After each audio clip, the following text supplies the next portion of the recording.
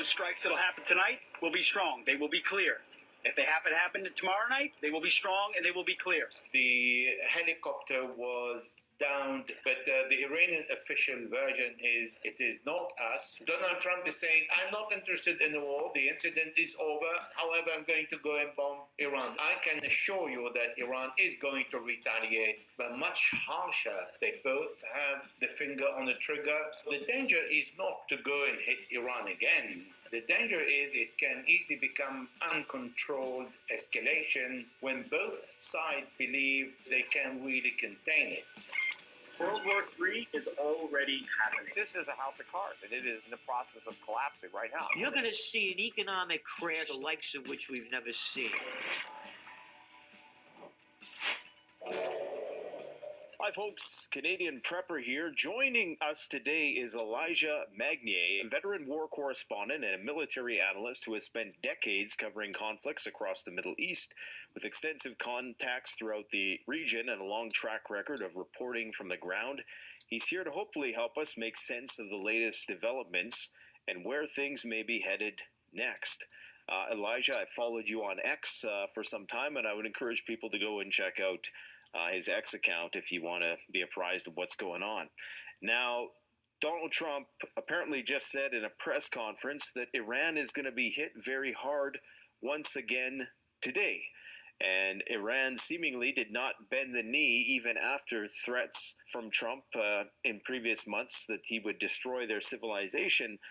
So what could Trump possibly hope to achieve by these smaller pinprick attacks? Is there a bigger plan to fully recommence hostilities, in your view? Salakia. Shalom, call hello, Yahba Shemina Shabbat Shemakakadaji, double honor to the other apostles and other bishops, great millstone, even the elders that came before them, that taught us is true. Shalom and salutations, all the brothers out pushing the word of truth and its sincerity, the hopeful like tabernacle of David. The Eliyahu one, back with the World War III Daily Update. Shalom and salutations to you all. Shit. Let the weak say I'm strong. It's a whole war going on over there right now. That's escalating exponentially. And Iran is going tit for tat. So let's get that real quick. Because, let's see, let's get as weak as we all together. As weak as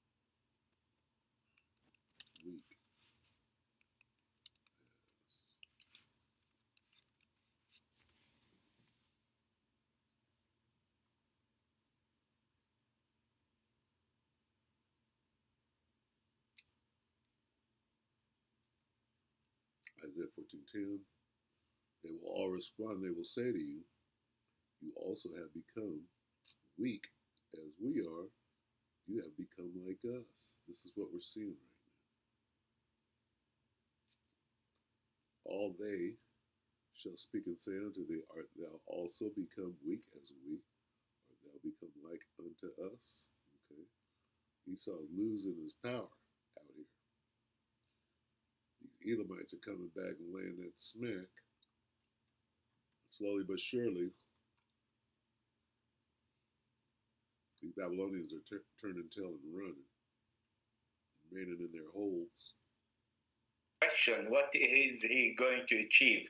The answer is nothing, because Washington wants to restore deterrence, protect its forces, and freedom of navigation. Tehran wants to show that attacks on Iran or its allies will carry a price. Neither side appear to want an ultimate war because the cost would be enormous for U.S. bases, the Gulf energy, security, global market, and Iran itself also without achieving any of the belligerent objectives. So the danger is not to go and hit Iran again. The danger is it can easily become uncontrolled escalation when both sides believe they can really contain it. So if we assume a missile that kills American soldiers or strike that causes major Iranian casualties or an attack on Iranian energy infrastructure, it will change the calculation overnight. So the Iran will retaliate on all the Gulf country infrastructure, and then we have a major economic crisis, much bigger than what we have today. And this is what is going to draw this thing out. They're going to play tit for tat until they start forcing this microchip, which is the hour of temptation.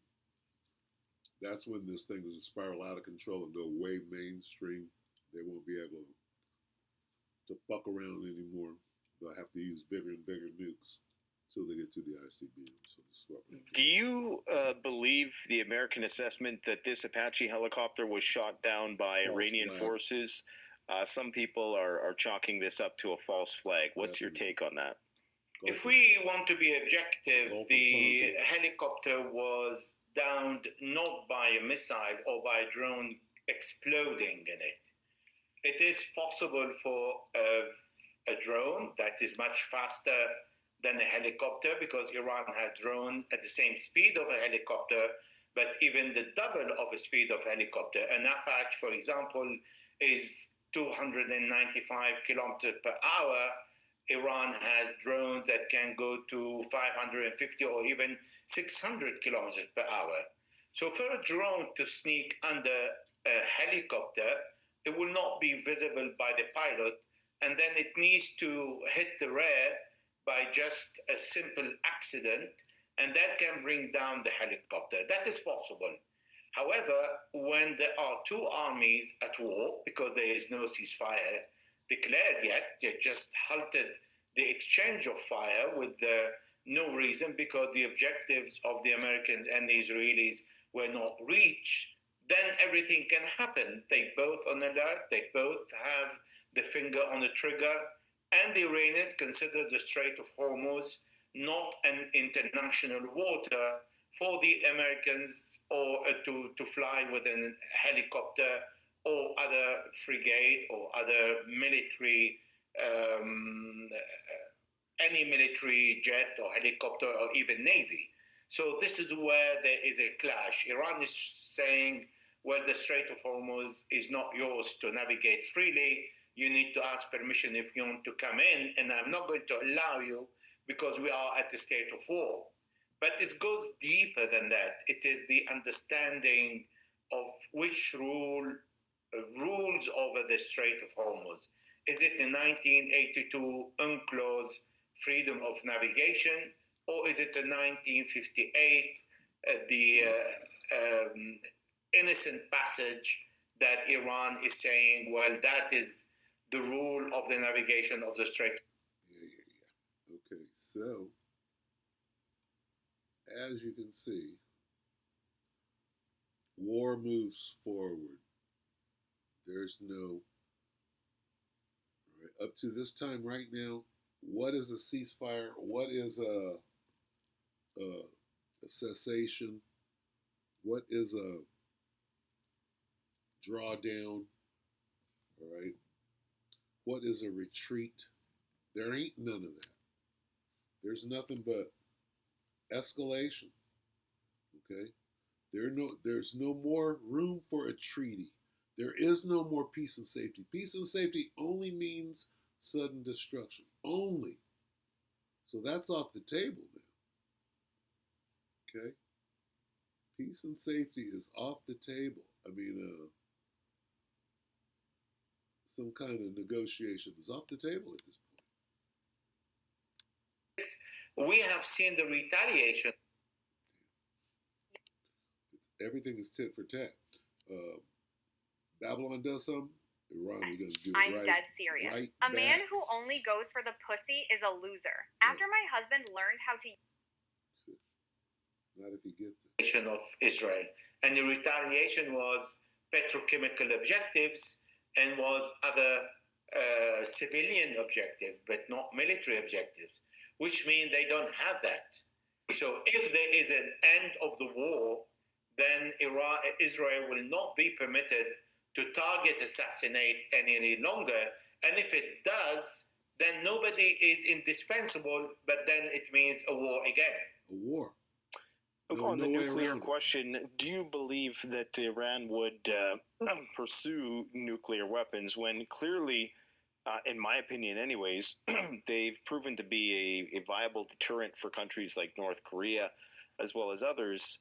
Why wouldn't Iran pursue nuclear weapons? And a lot of people, I think, perhaps naively believe that they would announce that they were going to do it beforehand.